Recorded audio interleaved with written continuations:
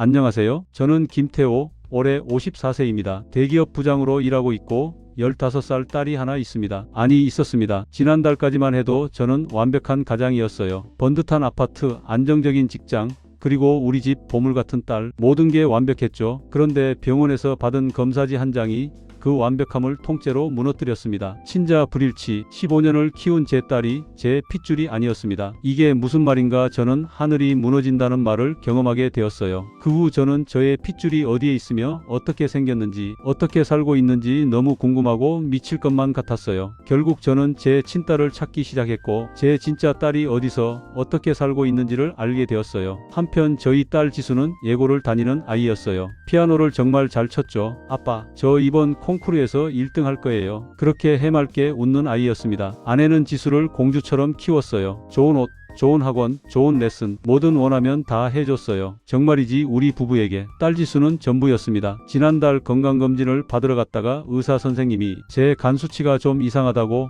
정밀 검사를 해보자더군요. 유전자 검사도 함께 받았습니다. 일주일 후 결과지를 받았어요. 의사 선생님 표정이 심상치 않았습니다. 환자분, 이 결과를 보시면 제 손이 떨렸어요. 친자 불일치, 심장이 멈춘 것 같았습니다. 의사에게 물었죠. 이런 경우가 있을 수 있나요? 드물지만 출산 당시 신생아 혼동이 있었을 수 있습니다. 저는 그 자리에서 멍했습니다. 집에 가서 아내에게 말도 못하고 다시 그 병원으로 달려갔어요. 15년 전 기록을 찾았습니다. 제 아내와 같은 날, 같은 산부인과에서 아이를 낳은 산모 딱 한 명이 있었습니다. 정미연. 주소를 겨우 찾아냈어요. 이사를 몇 번씩이나 했더군요. 찾은 곳은 그리 멀지 않는 빈민촌 낡은 반지하 빌라였습니다. 초인종을 눌렀습니다. 문이 열렸고 한 아이가 나왔어요. 15살쯤 돼 보이는 여자아이. 교복이 아닌 낡은 앞치마를 입고 있었습니다. 누구세요? 그 아이를 보는 순간 저는 알았습니다. 혹시 너 이름이? 제가 물었습니다. 제 이름은 선아예요. 그럼 너 나이는 15살 맞아? 아이가 고개를 끄덕였어요. 그 얼굴이 너무나 익숙했습니다. 제 어릴 적 사진 속 얼굴이었어요. 저를 속배 닮은 눈매,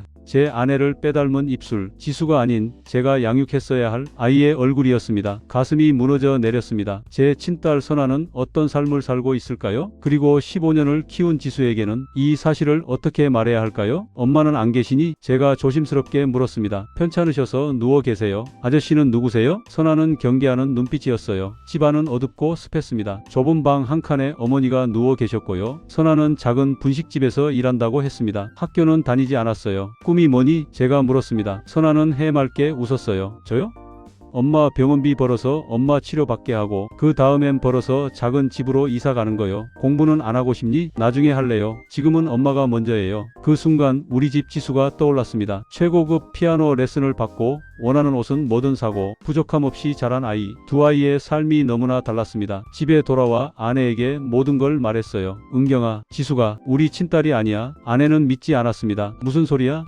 미쳤어? 검사 결과지를 보여줬어요. 아내가 주저앉았습니다. 아니야, 그럴 리 없어. 우리 지수가 통곡하더군요. 하지만 그 눈물은 슬픔만은 아니었어요. 15년 동안 쌓아 올린 행복이 무너지는 데 대한 공포였습니다. 우리 이제 어떻게 해야 할까? 제가 물었습니다. 선아는 우리 핏줄인데 저렇게 힘들게 살고 있어. 아내가 소리쳤어요. 말도 안 돼. 지수는 내 딸이야. 15년을 내 손으로 키웠어. 이제 와서 저 아이를 데려오면 지수는 어떻게 되는데? 아내와 저는 완전히 달랐습니다. 아내는 잃을까봐 두려워했고 저는 외면할 수 없다는 죄책감에 시달렸습니다. 우리는 피 한 방울 안 섞인 지수와 피를 나눈 선아 사이에서 길을 잃었어요. 은경아, 우리가 죄인이잖아. 우리 아이가 저기서 저렇게 고생하고 있는데. 아내는 대답하지 않았습니다. 그저 울기만 했어요. 며칠을 고민했습니다. 선아를 데려올 것인가? 아니면 이 비밀을 평생 묻을 것인가? 그리고 가장 두려웠던 건 지수가 이 사실을 알게 되는 것이었습니다. 우리는 결국 어떤 선택을 했을까요? 그리고 이 사실을 알게 된 지수는 어떻게 반응했을까요? 저는 결국 선아를 다시 찾아갔습니다. 혼자서요. 선아야, 이 이야기를 듣고 놀라지 마. 천천히 말했습니다. 너는 사실 우리 딸이야. 선아는 처음엔 무슨 말인지 몰랐어요. 하지만 제 눈을 보고 천천히 깨달았습니다. 아저씨가 제 아빠라고요? 목소리가 떨렸어요. 그날 밤 집에 돌아왔습니다. 지수가 제 방문 앞에 서 있었어요. 울먹이는 얼굴이었습니다. 아빠, 나 그럼 버려지는 거예요? 누가 말했는지는 몰라요. 아마 아내와 제가 대화하는 걸 들었겠죠. 아빠, 딸 아니면 나 이제 이 집에서 나가야 해요? 지수야, 아니야. 저는 아이를 안았습니다. 너는 우리 딸이야. 영원히 우리 딸이야. 하지만 거짓말이었어요. 제 마음속에는 친딸을 향한 본능적인 끌림과